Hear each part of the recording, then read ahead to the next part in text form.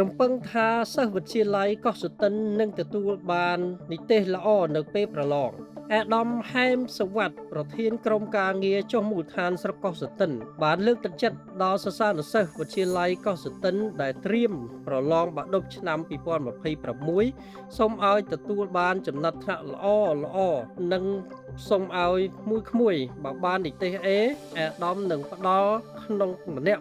រង្វាន់ម៉ូតូមួយគ្រឿងអាដាមបានមានប្រសាសន៍បែបនេះក្នុងពិធីជួបសំណេះសំណាលនិងសួរសុខទុក្ខជាមួយនឹងសិស្សវិទ្យាល័យកោះសុទិនក្នុងពិធីនេះក៏មានការចូលរួមពីតំណាងក្រុមការងារលោកគ្រូអ្នកគ្រូសិស្សានុសិស្សប្រមាណ80នាក់ក្នុងឱកាសនោះអាដាមបានស្នើដល់សិស្សានុសិស្សត្រៀមប្រឡងបាក់ឌុបនាពេលខាងមុខសូមរៀនប្រមូលចិត្តកំណត់ឲ្យមូលយើងរៀនតាមលក្ខណៈបច្ចេកទេសបង្កភាពងាយស្រួលបង្រៀនជួយគ្នាទៅវិញទៅមក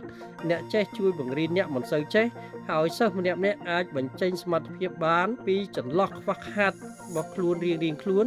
នៅពេលយល់មិនដល់ចំចំណុចណាមួយសួរលោកគ្រូអ្នកគ្រូបន្ថែមលោកគ្រូអ្នកគ្រូជួយកែតម្រូវនោះនឹងទទួលបានជោគជ័យជាមួយគ្នានោះអាដាមក៏សំណូមពរដល់សិស្សត្រៀមប្រឡងនៅថ្ងៃ10សីហា2026ខាងមុខនេះសូមឲ្យប្រឡងជាប់ទាំងអស់គ្នានិទេសល្អកាន់តែច្រើនកាន់តែល្អទោះបីជា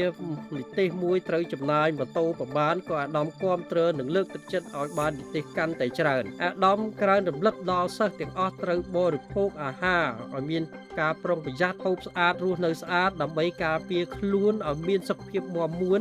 ជៀសពីជំងឺនិងអាចប្រឡងទទួលបានជោគជ័យពីខ្ញុំឆាប់រឿង LTNG News កំពុងចាប់